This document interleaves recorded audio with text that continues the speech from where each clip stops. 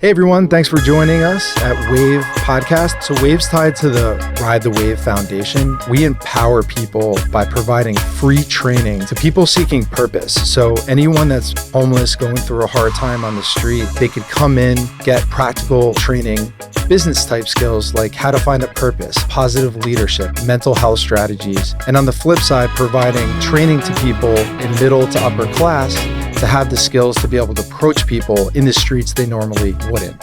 I'm Jeff Fisher. Let's ride the wave. Hey everyone, I'm Jeff Fisher, the host of the Wave Podcast. Thank you for joining us. And I'm your co-host, Mark Robinson. Mark, what's happening, buddy? What's going on? How are things? Things are not too bad, not too bad. Good, great. Today we are meeting with Heather Christie. And Heather is a friend who I met through a mutual friend, Rich Kirkman, who was on the last episode. And Heather, I've been wanting to get on the show for about a month. She ran into some obstacles, a flood and some other things that really prevented her from coming on. So it's really great that she's here. She's somebody that knows Mark as well. And I had a conversation with Heather in Starbucks as well. And seems like we had a nice connection. And we're getting some perspective from a female on homelessness. So to piggyback off of the last episode, really diving into what it's like to experience homelessness as a woman this time. So Heather, thank you so much for finally coming on. I really appreciate You're welcome. Thank you, Heather. Absolutely. I'm happy to be here. Absolutely. I've been asking in the start, really, just to show people, and as we continue with the program for Wave, what their first impression of me when we met. So just curious what your first impression was of me when we met each other. Well, my first impression was you were very kind talking. You were very focused on being very friendly. You were non-threatening, so to say. Mm-hmm. You sat down and you were happy to meet me, and I was happy to meet you through our friends that we know in town. Yeah. You were very curious as to the situation that myself and surrounding people that we knew were dealing with in this time of 2023-24, I should say. Yeah. And it was nice to sit and meet you. And I was genuinely curious. And yes. I think that it allows people to have their guard down, I'm sure, because I knew Mark going in there, things like that. But that is getting easier now. So the wave keeps going with those principles. And I'm noticing the more that I'm doing it, the easier it is. And really a genuine curiosity is forming. So again, amazing to meet you. So glad you're on. To start, do you want to tell us about your life, where you're from, and just go for wherever you want? Sure. I grew up in New Jersey my entire life. I grew up in a very simple suburban town. Mm-hmm. Stayed there for the first 20 years of my life. I had a wonderful family. I lived with parents, grandparents, 2 brothers, 2 sisters, family friends around us all the time. After graduating high school, going into college, I shortly afterwards, a couple of years later, became a single parent. I always had my family to back me up. I still had my wonderful friends around. Jobs were easy back then, mm-hmm. and it wasn't difficult to apply for other jobs because you didn't have to do everything via the internet. You could walk in and sign an application, show them your identification, and they would say, we'll meet you in a few days or we'll see you next week. I raised my children, both of them, until they were of age to... How old are your kids? My son will be 30 this year, and my daughter will be turning 27 this year. Okay. Yes. So, but I left... to help a friend a couple years after Hurricane Sandy, which was 2011. And the town that I moved to was in Monmouth County. Mm-hmm. And the town Highlands was completely devastated. Oh, yeah. Homes were beyond what we heard. When you see it in person, homes were crumbled, crushed. Boats were lying on their sides in the streets. I remember I took a drive with my mom after just to see the coast. I forget how long exactly it was after it happened, not too long. And it was something to see. Like you said, boats, seeing them in people's lawns, it was some devastation, to say the least. It was incredible. It was more, I'd only seen pictures on television. We had our own problems up north, but down south, they took a huge hit. Mm-hmm. The boardwalks, everything was devastated. And they had a fire too, right? Yes. It was in Point Pleasant. Yes. It was the aquarium or something like that. Yes, they had a fire, and people, even to this day, 2024, are still rebuilding and still trying to rebuild their businesses. And the place that we always went to as children, Sandy Hook, Highlands, Asbury Park, not the same, never will be. Lots of the wonderful businesses that were down there that maintained lifestyle and happiness in those areas were destroyed. Mm. To this day, I can't even tell you the number of businesses that were shut down, closed, forced to close. The people had to move. They had to sell their homes because there was not enough help. We did not get enough help. My friend personally, I was going down for a 6-month stay to help him as his house was being rebuilt and put on 12-foot pilings. It took 2 years, and finally the house was built, and he required extra assistance on his home because he was handicapped. Did the insurance cover it, or was there any relief funding-wise for it? The insurance ultimately covered it, but he had a long waiting list. People all over. I'm talking about a town that was... Only imagine. Yes, only imagine. Crumble. And then my children went their own way, moved in with their friends, were working up north, and I actually stayed down there extra years. Mm-hmm. He also was not well, and he required help, and I agreed to stay with him for a few more years. Ultimately, my goal was to move down there, try to see if I could buy a house. I worked in a couple places that opened, a couple places that closed. People kept selling their businesses. The last place I worked at had been there for more than 30 years. Mm-hmm. It was a big high spot in Highlands, right next to the boat yards. And the business, the owners gave up after they tried to reopen. The devastation was too great, and the lack of people coming out was intense, and they ultimately had to sell their business, move to a different state. And that business to this day has not been reopened yet as well. They're still for sale. Yeah, because everybody talks about COVID and discusses that, but really I didn't think of the devastation in Sandy and people that were displaced, Asbury Park area, things like that, which were not the greatest. Yeah. It was absolutely a wreck.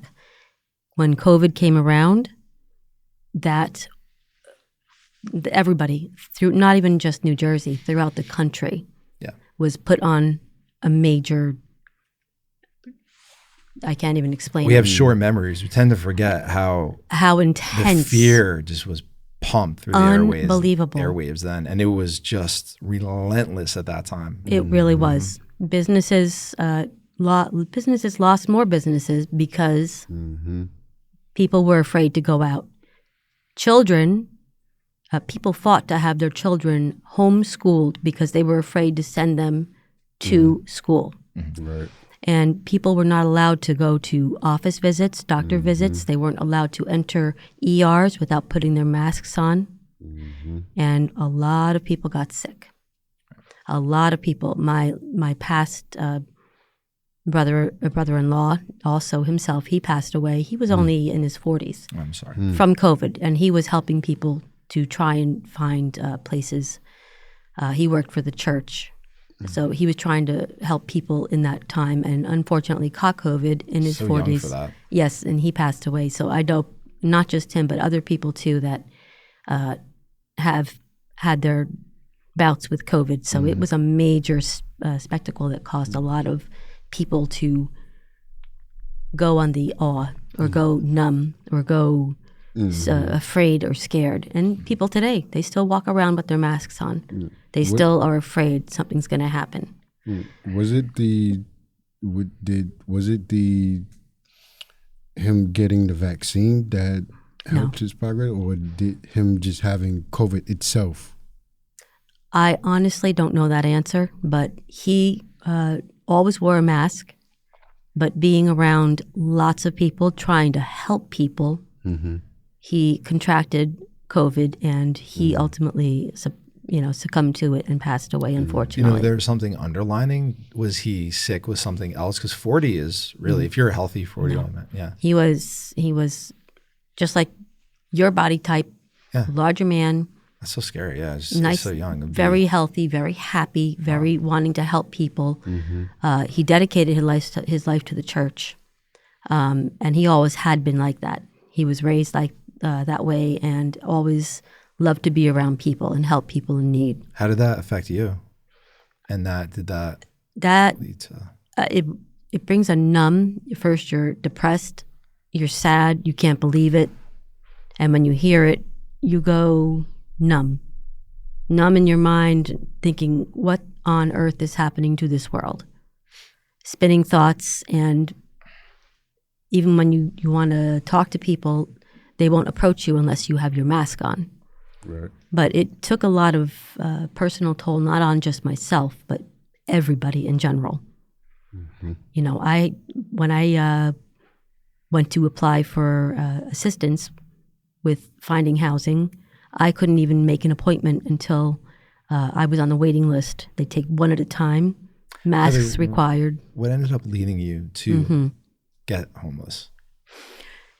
When my friend who I was staying with, he also had a terminal illness.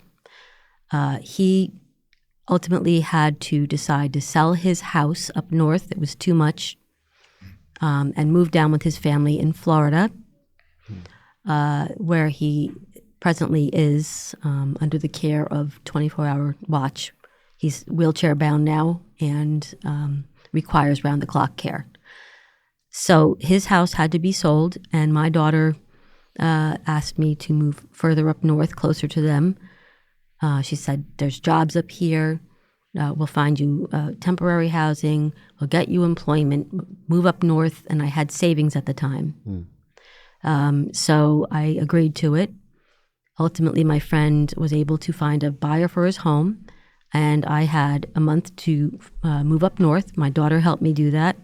I went to the authority in the county that I'm in, and they told me there were protocols to getting accepted in the program, getting doctor's okay, check for my verification of who I am and that I'm not a criminal and that I'm okay. I passed all their protocols, and we went back not even 2 weeks later, and they said, congratulations, you're accepted in the program. They said, do you have a place to stay for the next 30 days? And I told my daughter, I said, I'll just stay in the county. I'll rent, go to a motel or a hotel. I had my savings, and 30 days I could do it. So I went to a hotel on Route 46 in my county, and under the impression I was only going to be there for about a month. 2 months passed, 3 months passed, 4 months passed. My daughter and I were saying, what's going on here? Like, we have to talk to them because my savings were running out. And we made an appointment, went to the office, and the answer I got back was, I'm sorry, we have a long waiting list. They said, you're still on the list. And they didn't give you any time frame? No. Saying, it could be a month, it could be waiting for a restaurant. The time frame, you're gonna get a seat. How long do you think the table is going to take? 20, not an estimate? No, the time frame in the beginning was 30 days, and I gave it a couple more months. I don't know if I should have stepped in 2 weeks after 30 days, but I waited, and then I told my daughter, my savings are running out. I said, I still need to find a place to live, and they're supposed to help me find employment. I said, and we made an appointment to go back, which I did, and that's when I found out that there was a long waiting list. So ultimately, my daughter helped me for the following month. She had to use some of her money. And again, she lives with her friends, and they all share their expenses. It's their home. I can't move in there. But she, after a while, I couldn't stay there anymore. She couldn't spend any more of her own money. We had our own disagreement, my daughter and I, because she wanted me to move to a different county. Ultimately, being said, I still stayed in the same county. Did you reconcile with your daughter, or is it still? We still have our indifferences at this time. Yeah, I understand. But I wound up staying in Morris County. I went to a hospital that I had to go to for walking around so much. I developed what's called road rash on the bottom of your feet. Yes, and I thought something was wrong with me because I stopped walking. Episode 12, Steve King was a guy, and it was raw. It was me recording it on the phone because I had a connection with him. He was homeless, walked from California. He said, he showed me a picture of his feet, and his feet were so messed up. Yes. Just so even in the military, keeping care of the feet is really, really important. And that people have been saying that. I've noticed that the feet seem to be, which makes sense. If you're not, especially if it rains, if it's wet, you're walking a lot. So I'm sure, is that one of the biggest challenges being homeless too, is really just taking care of when it rains and water and feet, things like that. We talked about the flood you had recently. Yes. I still have problems, and I have doctor's care that is helping me. It turns out they said the damage done to your feet, I may need surgery. They're trying to work with me right now. I also developed calluses that I didn't know were developing that affected my right foot. When I went to the hospital, I actually didn't know if I was having a heart attack because I was also not eating enough, walking too much, absolutely depressed. And no drugs? No, I don't. You've never, no. That was not a reason for any? Okay. No drugs. But when I called the police and I told them I need to see a hospital. I said, something's wrong with me. I didn't realize what was wrong with me. Until you got to the hospital. Yes. They said I was dehydrated, malnourished, my sugars were low, and I explained to them, well, why do my feet feel this way? I said, I can't. And they said, well, you're walking too much. Why are you carrying so many bags? Oh, that's ridiculous. No, this right? Yeah. To say that. Well, they let me stay overnight and a half, and then when they found out that I was staying at a motel, the next morning they allowed me to leave. But they told me when I left the hospital, they said, listen, you can go to the Dover Police Department. It's down the street. And they said, you can ask them to assist you finding a temporary housing or maybe. And she said, listen, you're in a motel. And she said, we're never going to have to disinfect your room because we don't know if you have bed bugs. No, literally, I was in awe. I was like, what? I said, I don't have bed bugs. And she said, well, we don't know that. And when she gave me directions to find the police department, I actually got lost in town. I didn't really know where I was carrying my bags, and I still was in shock, like, what happened? And I had to keep sitting because of my feet. Eventually, I did find the police department, and they said, they did it again. In other words, the hospital. They said, but they let me stay there for hours. And then they told me they found a place, a hotel right by Newark Airport that had an opening available to temporarily take me in for a few days because I didn't know where I was going. The police got me, they actually drove me down to Newark from Dover. And when we pulled up to the hotel right by the airport, The police officer came with me into the office room, and the service people at the front desk said, "I told those people we have no rooms available." And the officer said, "What?" He was like, "Wait, we were given directions to come down here from Housing Authority." How long was the ride? About 25 minutes, I'd say, from Dover so to it wasn't, Newark. You weren't traveling. Oh, from Dover. From Dover You just to said that. Newark. Okay. Yeah, they went from one county to the other county because Morris County was already filled up. All right. So it's not like you had to drive really far. No, Couple but hours or anything. they had to leave their county. Yeah. Right. Yeah, county. Right. Morris. Not to excuse, there's definitely inefficiency Right. there and miscommunication too. And it seems Absolutely. like all those gaps in multiple services aren't working Yes. out when you just, here's housing. No, but they did not let me just stay there. The police were a big part of trying to help me find a place to go, even for a few days until I figured out what to do. I went from that place. Ultimately, I went to the Newark Police Department, and they let me stay there overnight. And they were trying to help me find a place, and they contacted housing, who said in Essex County there were places for me to go that were open, women's shelters. And literally on the night, I went with them into the back of their police car. We drove between a 4-hour drive throughout Essex County to the places the Housing Authority was telling us to go, to a women's shelter and 3 other shelters. The first shelter we went to, the police officers get out of the car. It was already closed. It was abandoned or closed. It was shut down. It wasn't real. And they came back and they're like, "Why would they send us here?" And it was 2 officers, one in each seat, and they're talking to each other like, "Why would they send? This place isn't even open." They sent me to another place in Essex County.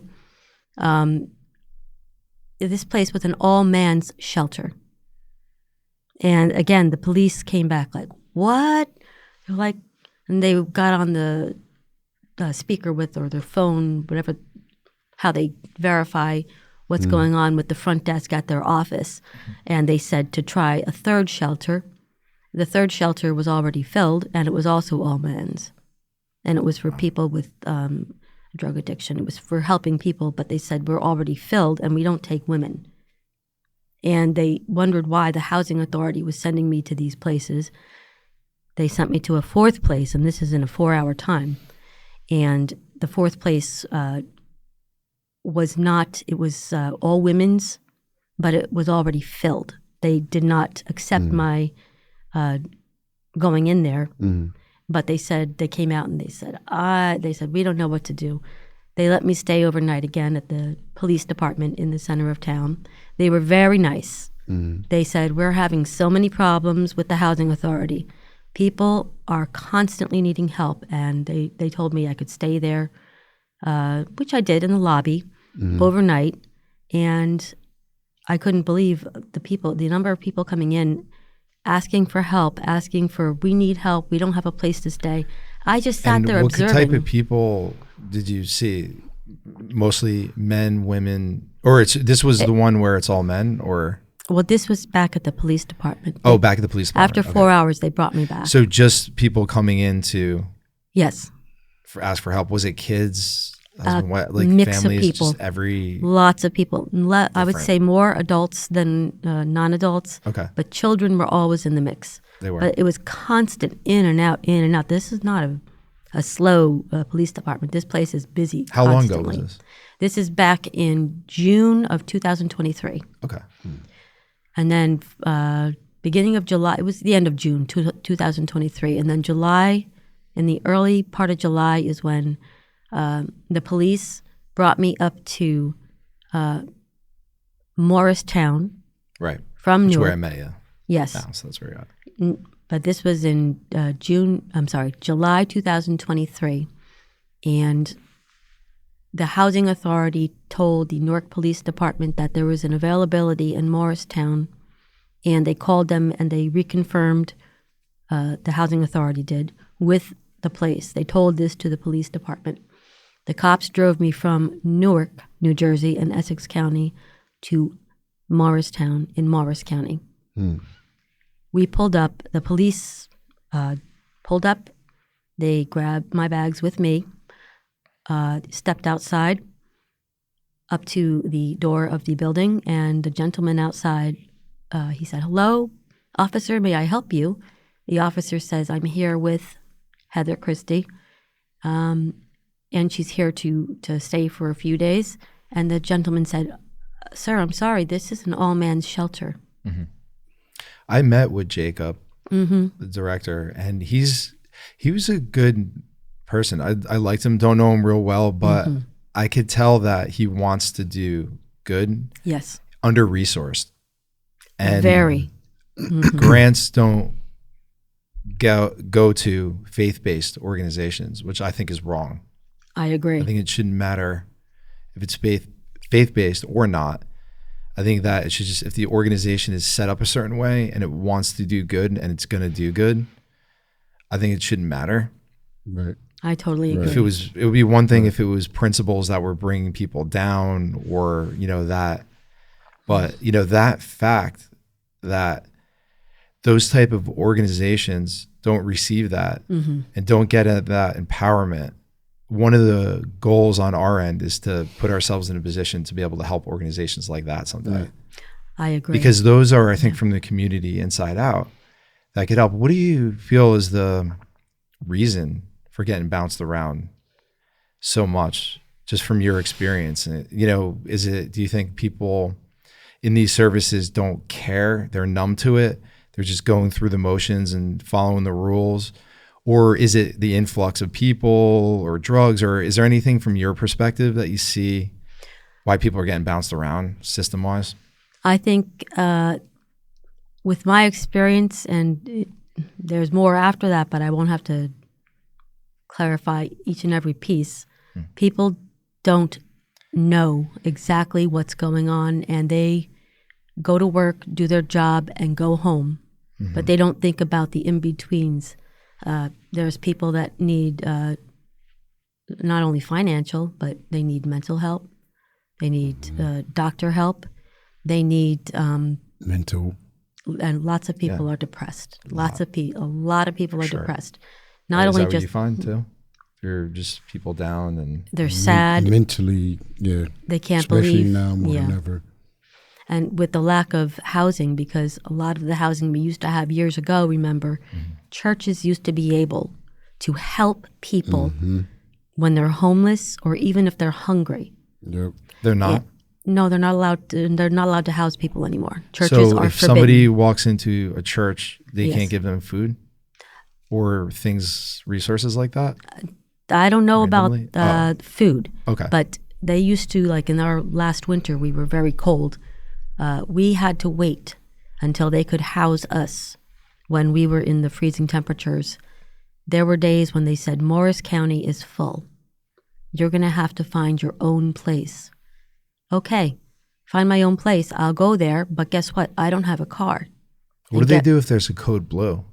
Code blue is 32 degrees or below. And then if they don't have space for people, what do they? They tell you either you have to find your own means of housing, or excuse me, they will. We've had organizations that will go out of their way to find us housing in other counties. Okay. And then, like, take for instance, what we had gone to, not Bloomfield, Belleville, New Jersey. We were there a few times during Code Blue because Morris County was already full. They paid for the transportation, or they had Ubers that came, but when they ran out of funds, which was around the mid-end of December, they said, we can offer you the housing or the temporary housing in a motel, but you'll have to find your own way over there. Our funds are wiped out. And Code Blue is supposed to last until March 31st. So by December, they were already out of funds. And fortunately, we had people that were helping us with vouchers to get buses. But they ran out of funds as well. And then a couple times we've had to turn down the offer for a motel because it was too far away.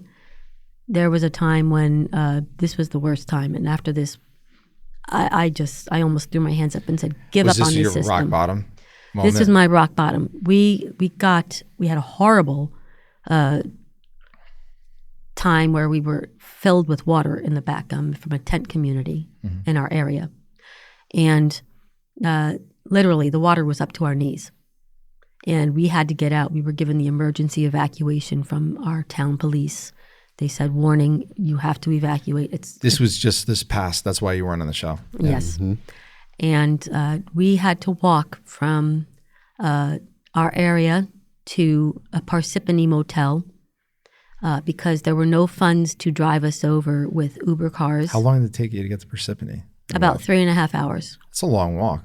It was a very long walk, especially when you're carrying heavy bags too. Wow. And fortunately... With feet issues. With feet issues, yes. Along the highway. Yes, we walked on the highway. We had no choice. There's no sidewalk. The police didn't stop? No, the police along didn't stop. Along the highway, no, you're not supposed to walk along the highway. I'm surprised nobody stopped. Yeah, well, we were hoping we wouldn't get pulled over because we knew exactly how to get there. Maybe, but... If they were nice police officers. We fortunately, our motel was very involved in helping the people. And the one that we stayed at in Parsippany, I kept calling them because we only had a 4-hour time span to get there or we'd lose our room to the next available person. So I kept calling them saying, "I'm still walking." And she said, "Don't worry, we still have your room." I was 2 hours past the time I was supposed to be there. And the lady, when I got up there, I called her and I was almost embarrassed to say, do we still have our, she said, "Don't worry, just get up here. We have your room for you." So they understand because it's not just me. There's a lot of people that's happening to. But it was a 7.2 mile walk each way. And the word I got was, "We can get you the room. You'll have to find your own transportation to get there.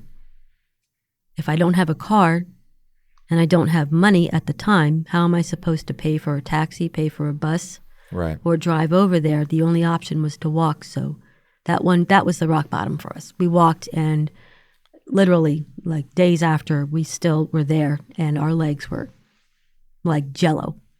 And my feet, I can imagine. That was hard. That was very hard. But I'm glad you didn't give up. Didn't give up. When I told my social worker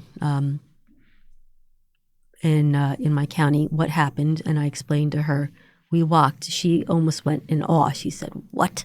She says, "You walked?" She says, "What? Why didn't you?" I said, "It didn't happen on a day that you," because she's only there a few times a week. I said, "This happened on a weekend." I said, and we had no choice. I said it was either walk or stay awake for 24 hours plus in a 24-hour place that would allow us to sit for coffee up the street from us. And we had to walk because we were, first of all, wiped out, tired, freezing cold, and that was our only option. We did the walk. We made the walk. And the people at the motel allowed us to stay and kept our room for us past the time. And we stayed there, and myself and my boyfriend, who I'm with also, who was trying to get his own thing going. Yeah, I remember we talked about it. Yes. And I'd love to have him on the show. He's willing to share his story, especially somebody who is coming from a different country, refugee, right? Yes. Yes, he's trying to get everything verified the right way, and he's also been giving the runaround with, whenever he's on the show, he'll explain it to you, but it's just bouncing around. Ding, ding, ding, ding, ding. Everything is like seems so inefficient. It almost seems to... Do you think that people don't have the empathy or care enough to go? You shared a little bit of a story where it seemed to me that somebody could have picked up the phone and followed up, done a follow-up for you or on your behalf. So it's almost like the staff or the people that are in these places, they're just going numb through the motions. Maybe they're just so beat up and just so, here's what and maybe even going in, I want to change this and do that, but there's so many rules and bureaucracy. It's almost like the country is finally getting caught up and it's getting stagnant because of all the laws and bureaucracy that has been created. Yes. And we're now starting to see the effects of it all. Yes, I and totally it's not agree. efficient and it's not good. And, you know, I'll say, if this country, the amount of money, sheer money, trillions and trillions of dollars that goes to supply weapons for war. Yes. And these places, good places, and code blue money for Ubers are running out of money. Why? Yes, exactly. I agree with you. Who's 100%. benefiting from that? And why is that money not where it's supposed to be?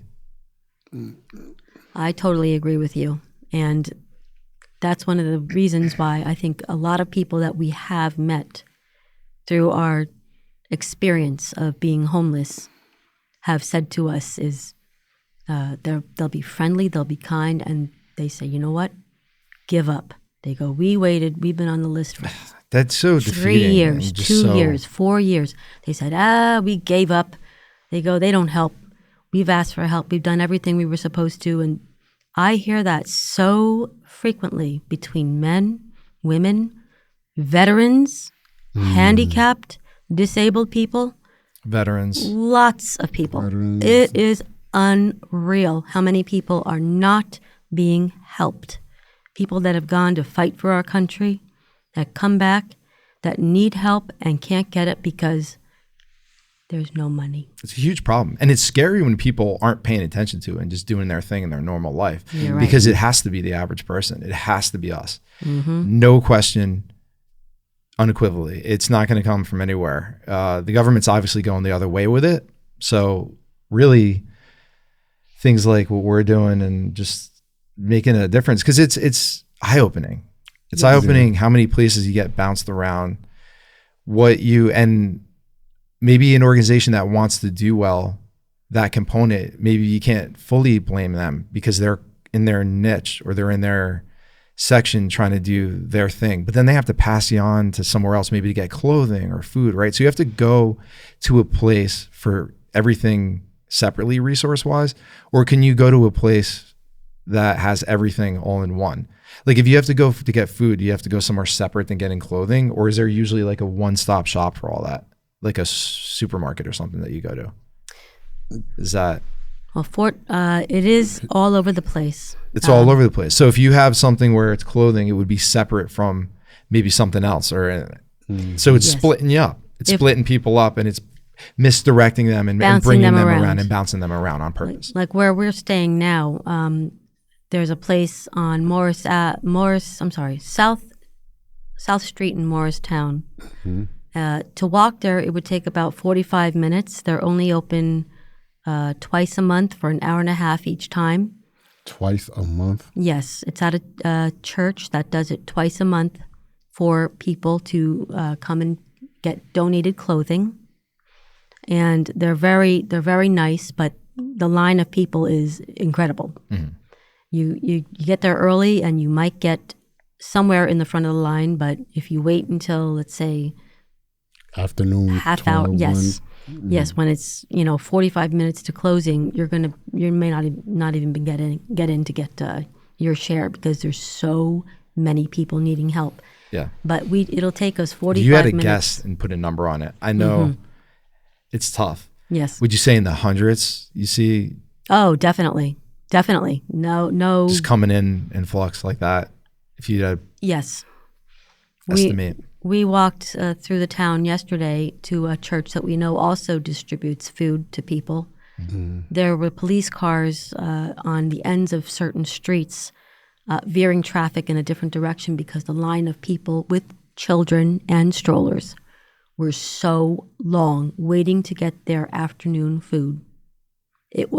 And it's like, what on earth has this country done to our own people, to people that need help, to people that are trying to get on the right foot to go ahead? Why are so many people suffering and stuck in this situation? And why has the government not stepped in to help? They have money put away. We already know that. They are raising prices, raising rents, making it harder for people to even sign an application to do work. Well, when you print money out of thin air, it causes inflation. Don't have it backed up. Basically. Yeah, But even a simple thing like applying for a job. I've applied for several jobs. I'm still on the waiting list. I applied for... How long have you been on the waiting list for that? The one job I applied for in Ledgewood, that was in May of 2023. Is this through a service or is this directly with the company that you're going to work for? It was on a list. Well, the hiring sign was in the company's window. Okay. I walked in, I signed the application. I met with my interview with the manager a couple days later, and they said, our next step, congratulations, I think everything's fine. You need to go online and fill out the online application. They said it's the standard procedure. So I went to a library because I don't have a computer with me, filled out the application, and I got accepted. But guess what?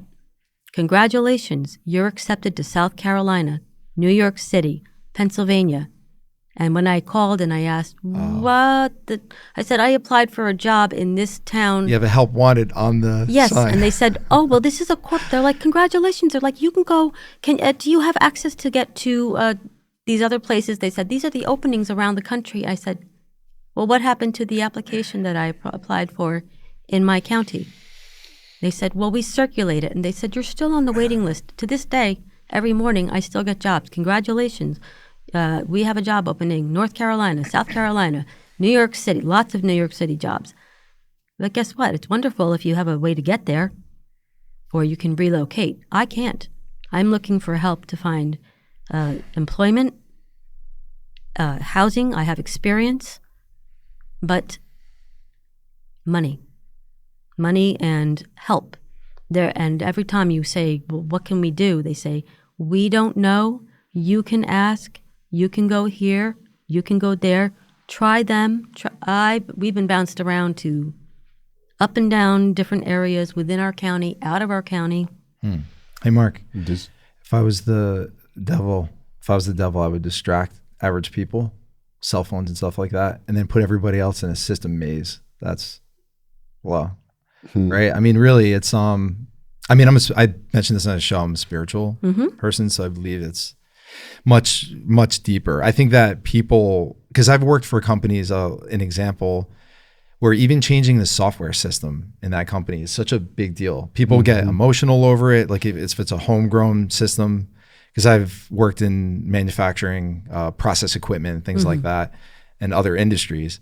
So people get so emotional with that and they hold on to it so much. So yes, people get very, very, very emotional. Yeah.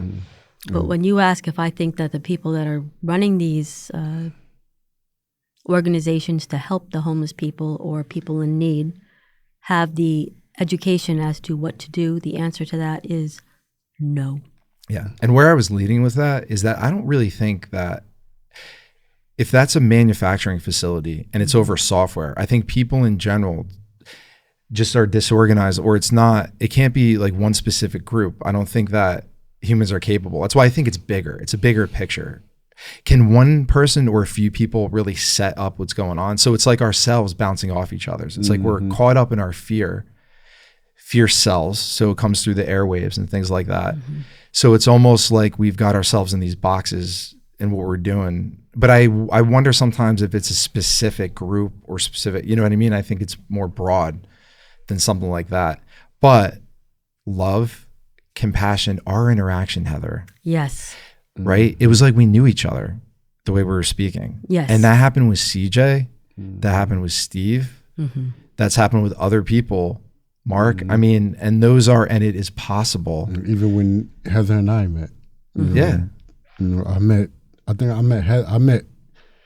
met your boyfriend before I met you. Yes. Yeah. But it's unlikely for me that I would have these meetings and these interactions. Most people may not care or do it, but I think that it's very, very important for people to understand that could open up and transform what we have going on here. And I think that's the root, because you can't go after certain things within the system because something else will you plug one leak, another one will open up or anything like that. That's why I think path is to the person. That's our tagline. And it has to be from the local, each person, and from within, the inside out. There. Yes. You know, it's because I feel bad. I feel bad that you had to walk that far, and then you had to go through that. And it's not something we should be putting people through. And it's so common. It's too so common.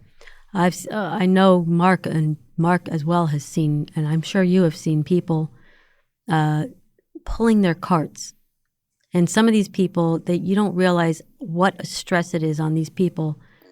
But there's people I've met that are cart pullers, and when they say, "How are you doing today?" blah blah blah, and then someone will say, "Don't talk to him. They're dirty." It's terrible. No, and it's like it's a human being. It's a human being. They were being friendly, and you can say a remark like that. You just it's too frequent. Is people? It's like, it's sad to say, but it's like like ignoring what's going on and everything like that it feel like it's becoming normal. Yeah, in a certain way. You know what I'm saying? I know what you mean. And it makes sense. Like people are in their own zone, right? And it's like, that's why campus needs to happen. Yeah, that's why it's a need. And you know, we do believe that at Ride the Wave Foundation, you know, we believe that people that, and we updated our website. If people go to www.ridethewave.org, we have a campus tab now, because we believe that people shouldn't just receive homes and then have multiple places, a wide variety of places they have to go to, because in between that, during that process, there could be a relapse, there could be mental health issues, something can come up and it could be dangerous for somebody. So having a space where there's an all-inclusive campus where someone can go pre-qualified, and this is just the high level, you know, we're going through certain things and we'll lead up to a concept drawing eventually. But to have an extended detox in a campus like a university where people could stay, that's modern, humane, and different departments, detox department, health, wellness department, go to cook and eat right. Shop. Get in, one-stop shop where all the resources and the people that work care genuinely. It's private, nonprofit, and it is something that people go to on site to work like they would if they were going to teach in school and stuff like that. So you're not getting passed around all that, but you can't mess around too. It's, you got to be pre-qualify, be at a certain mental state, want to reform, things like that. And right now, like I said, that's the very high level, but yeah, I think it's very much unacceptable bouncing people around like that. And I think one of the solutions is to keeping it all in one campus, but make it nice too. Not, you know, I've the places without naming them where the people sleeping on the floor and it just didn't look like a good place, and under-resourced and on cots, but some people on the floor, it's just, it's. Well, there's not enough space for the number of people. Yeah. That's another factor. But the point is, I think also that the state, the government, period, has not really tried to make space, make extra space. Right. They think, I'll just send them to a shelter. I think people don't have compassion. I think a lot of people don't have compassion. They think, oh, it's their problem, not mine. I think that's a big say. It's their problem, not mine. And I listen to people. I do a lot of listening. And I hear people say things like, they don't care. Like, I went for help and they told me they're full. They can't do this. They can't put me in. They can't sign me up. They'll say that they waited online for food. And when they get there, they get the end of the bundle and they get half the food that the other person in front of them got. It's not that you're asking for freebies. They need help. And there's not enough people around really trying to help, that really want to help. And you're right. I think a large facility that would house many needs to different people besides housing and health activities and learning. I think it's Miami University where they have 55,000 Wow. students, or what, I think the largest university is around there. I might be off on that, but I want to say, so, right, just something like that coming from a good space. I did a shout out yesterday to John Gordon and Mylette, two guys that I look up to in the personal development and positive leadership space. Yes. To be able to access and get up, to get into that world, because we have a book coming out too, and it's something I'm very interested in, and I love to speak, and now with the book and being an author and things like that, it's fun for me, and utilizing that really good space with genuinely good people with a lot of money to somehow be able to bring that to the community, and then fill those other organizations up that are not able to get grants for maybe being faith-based, or they're just under-resourced, and just really good people that like Dr. Bo, who was on the show from Be the Change NJ, New Jersey. Great organization, great woman, and just she's so caring and always going out. She prays with her feet, and I love that. Just to be able to fill an organization like that up, and that's what we need to do, because what is interesting now that prices are going up, things are happening, people are not donating, less likely to donate. So it's almost like there's no choice but to shatter the glass ceiling there for this organization. We're going to be, the facility would be non-religious. And the reason is for people to just get reformed, because once you feel good and you feel better, I feel like you could receive the spirit or whatever religion you have, and you could seek spiritual. But first, people got to get reformed, on their feet, up and running, filled with encouragement, feeling like a person, feeling like people care humanely, and then we could do the rest. Not bouncing each other around like we're not people. Yet Sarah McLaughlin, like pets, will go so much far more out of the way to save animals and things like that while people are starving on the street. Dude. Right. It's like, what the heck? I think I love animals, by the way. I want to save all of them. I do too. Love dogs. I'm trying to get me one so bad. I want a zoo. You want a zoo? You like animals too? I'm an animal lover. I know. I was supposed to be a marine biologist. Really? That's what my ultimate goal in life was. I like the ocean. I mean, it's just kind of the way life worked out, but I do like the ocean. When I was a kid, I always had a fascination with the world of the ocean. Yes. Like all the different color fish. Yeah, it's neat. That would have been a cool job. Well, my ultimate goal before I had children was to get to, after college, I was going to join Sandy Hook by the military base, and get involved with the, I forgot the name of the man. The gentleman, he retired by now, but he was going to help me to move from Sandy Hook down to southern Florida, where they actually have training to go swimming with whale sharks. Oh, interesting. That's really nice. cool. And to study, that was an ultimate goal of mine. But I had to raise my children. It just never happened. But I still have that incredible love for.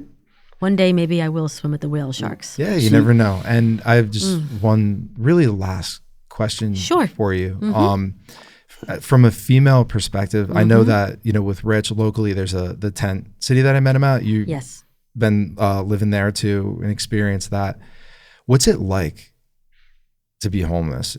What is it like your day look like, and the struggles or anything? Is there anything specific that you feel people should know about the day-to-day on the ground, in the tent, going to town, things like that, and hygienic wise? Or is it being a female, what are the disadvantages, if any, or advantages? Is there anything you want to say about?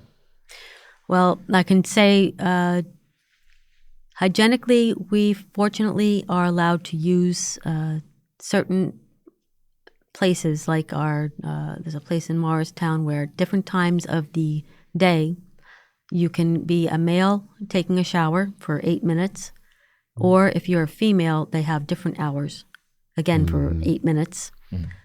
We can also use restrooms in 8 minutes is not very long, by the way. But. No, it's not, but there's so many people. Yeah. I mean, that's the standard. I'm sure if you absolutely need it, they'll give you more. They're very compassionate about that, but if there's a lot of people, you got to follow the rules. Washing clothes, things like that is very difficult because our nearest laundromat is 1.4 miles away, and we're carrying usually bags of clothes. Myself and my boyfriend, we do it, but we're still sore. We see people dragging clothes the same, close to the same distance as us, older people. And I don't see why they have to go so far to get a laundry service. And there's only one day a month that offers a free laundry service for an hour and a half. Would you say that is the most difficult, is maintaining your clothing, things like that? How about there's enough services for you to get food, things like that? So hygienically, you're okay. Hygienically, it's we always keep ourselves clean. It's not the easiest process. You can't just go, oh, I've got to wash my hands in the sink. No. We have lots of hand wipes that we use, but we always go to a particular 24-hour location up the street from us that we can use the restroom 24 hours, but in there we soap up. I don't wash my hair as often as I am accommodating to. I usually like to do it on a daily basis. I do it maybe twice a week now, but sometimes I have to go in their bathroom and do it as quickly as I can within like a 4-minute range. Wash my hair, brush my hair. It's something that I've grown used to now, but it was incredibly difficult. In the beginning, it was so hard because I was not used to. And the tent itself, living there is okay. And I know your boyfriend probably would step in and probably mess somebody up big time, but you don't run into anybody coming at you. Nobody being disrespectful. No, I haven't met that yet. I've encountered that last year a few times with people walking up, getting too close. This is before I met him. They obviously had something wrong with them. Yeah. I was just sitting in the park, you know where, and somebody came up and started rubbing their body on me. I gotcha. But they were not acting right. And somebody called the police. They came. This gentleman actually leaves me alone now, but the police had to get involved, and he apparently was drunk. Gotcha. He was drunk, also homeless, and I was just sitting at the wrong place at the wrong time in the park, still waiting for. It's good that somebody knew enough to contact. Yes, probably a pedestrian who saw it, because I didn't know what to do, and I didn't want to. He was an older man. I didn't want to hurt him, and you could smell the alcohol, but I didn't know what to do. But someone did step in, and they called, and my ultimate goal was to get to our dinner service, which is down the street from the park, which doesn't open until 5:30 p.m. Gotcha. And I can't enter that building until 5:30 p.m. or 5:25 actually. Then you stand in line for dinner, and you have to get out in 35 minutes. Gotcha. Heather, this has been a really good conversation. I know there's going to be, right, Mark, somebody out there hopefully that will learn from your story. Definitely. And gain some education just about the system and a little bit what it's like to go through these challenges, really, especially, having a female perspective to come on, I think is a big deal. Too, one of the things Rich said that really stuck out to me to the last episode was that, when you walk by, there's a person there, but somebody reeling, maybe on drugs or like suffering. Yes. That reeling inside like a child in the background. And that I'm getting emotional a little bit over it. Like I have not been able to really get over that one. Well, he's totally correct about that. Even one of the people that I'm nearby homeless with, they are trying to get their life in order. They only fell out of place a couple years ago as well, but they had family to stay with in a different state. They came to New Jersey, but their life story was, I can't put any names in, but they had a situation where they started using cocaine in their early youth at the age of 7.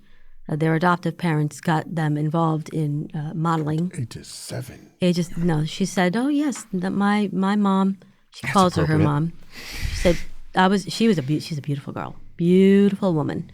And you can tell she's like model material. Even now she's a little bit younger than me, but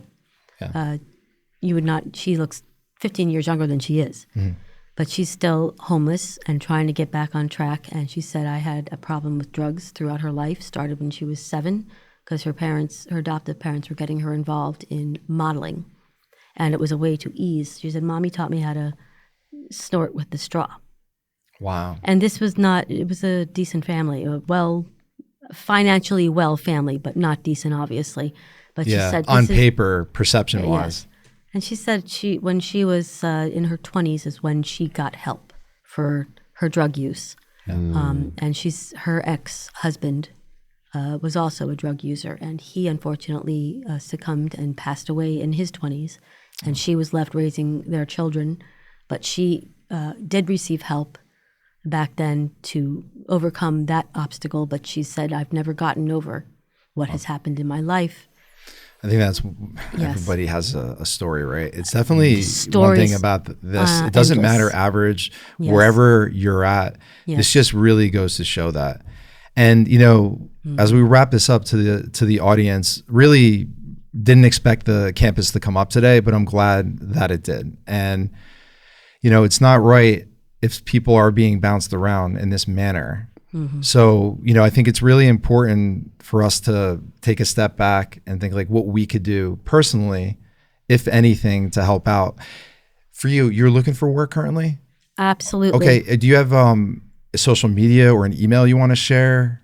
If there's anybody that could help out Heather when it comes to work, I mean, you seem very smart. You're a really good person. I could tell by your vibe. You seem like I could trust you. I didn't get any, she's off or like shadiness. So I have if you want to either leave your email or social media, somebody maybe that is listening and needs work maybe could reach out to you. It's my Gmail. I go to Gmail is HC, all lowercase letters, HCGRETTA18 All right.